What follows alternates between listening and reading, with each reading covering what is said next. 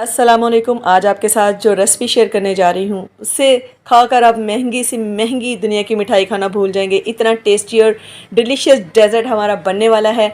तो ईद मिलादुन्नबी का मुबारक महीना स्टार्ट हो चुका है, तो ईद मिलादुन्नबी पर आप ये मीठा ज़रूर ट्राई कीजिएगा। बहुत ही टेस्टी बनता है। उससे पहले वीडियो को लाइक और शेयर कर दीजिए और मेरे चैनल को कर दीजिए सब्सक्राइब। तो चले चलते हैं इसकी रेसिपी की तरफ। 2 किलो दूध है मेरे पास, तो मैं 2 मुट्ठी राइस लूँगी। आपने भी ऐसे ही 2 मुट्ठी राइस ले लेनी है भर भर के। और अब इस राइस को मैं भिगो दूँगी। अब जी एक मैंने बड़े साइज़ की गाजर ली है और उसको मैं कद्दूकश कर लूँगी। ठीक है जी, 2 किलो राइस में मैंने 2 मुट्ठी राइस लिए हैं और एक बड़े साइज़ की गाजर ली है। जितनी क्वांटिटी मैं आपको बता रही हूँ, आपने इतनी क्वांटिटी के साथ ही ये खीर रेडी करनी है। फिर देखिएगा आप इस तरीके से जब खीर तैयार करेंगे तो वो कितनी ज़्यादा मज़े की और टेस्टी बनती है। ठीक हो गया जी। तो ये हमारी गाजर कद्दूकश हो गई है। 2 किलो मैंने फ़्रेश मिल्क लिया है, उसको मैंने बॉईल कर लिया है। यहाँ पर दूध जौन सा है वो बॉईल हो चुका है। तो इसमें मैंने जो 2 मुट्ठी राइस को भिगोया था उसको मैंने ग्राइंड कर लिया है। दूध में ऐड कर दूँगी जी। और आपने चम्मच हिलाते रहना है। ठीक हो गया। स्टार्टिंग में तो खैर इतना नहीं होता है नीचे लगने का ख़दशा। जब हमें इसमें चीनी ऐड कर देते हैं, शुगर जब चली जाती है तो उसमें बहुत ज़्यादा होता है। जब ये गाढ़ा होना शुरू हो जाता है तो फिर चम्मच आपने लगातार हिलाते रहना, वरना खीर आपकी नीचे से लग जाएगी और फिर उसमें से एक स्मेल सी आना शुरू हो जाती है जो बिल्कुल भी अच्छी नहीं लगती है। तो आपने अच्छे तरीके से पानी डालकर उसको राइस अच्छे तरीके से निकाल लेने हैं ब्लेंडर में से। ठीक हो गया जी।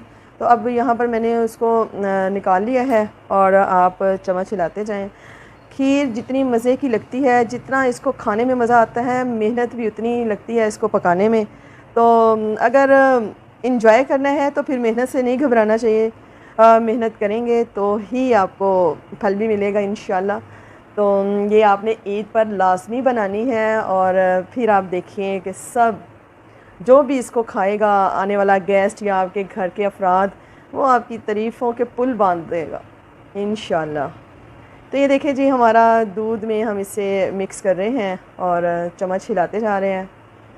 अब जी जो हमने कद्दूकश किया था उसको हम इसमें ऐड कर देंगे दूध में। ठीक हो गया जी।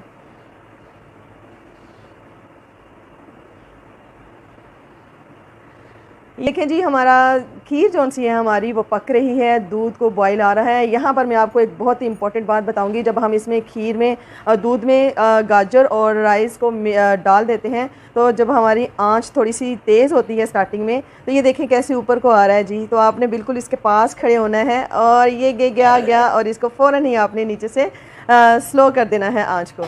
ठीक हो गया जी। अगर आप थोड़ा सा भी इसको रख के दाएँ बाएँ जाएँगे ना तो ये आपका उबल कर बाहर आ जाएगा।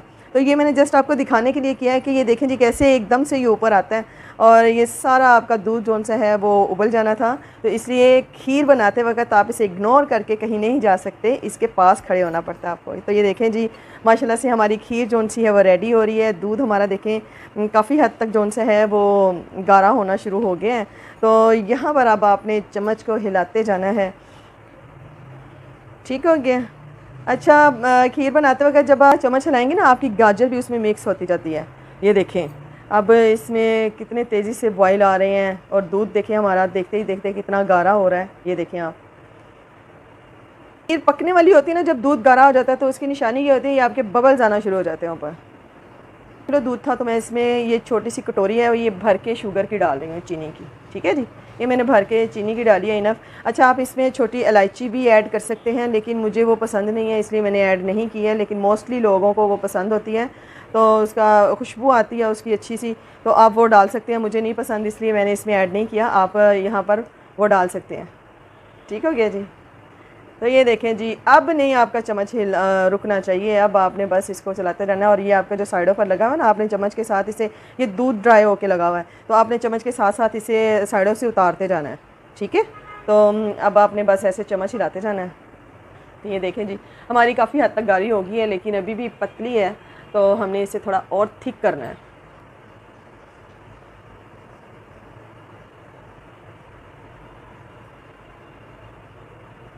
ये देखिए जनाब जी, तो ये हैं हमारे काजू और पिस्ता जिससे हम गार्निश करेंगे खीर के ऊपर।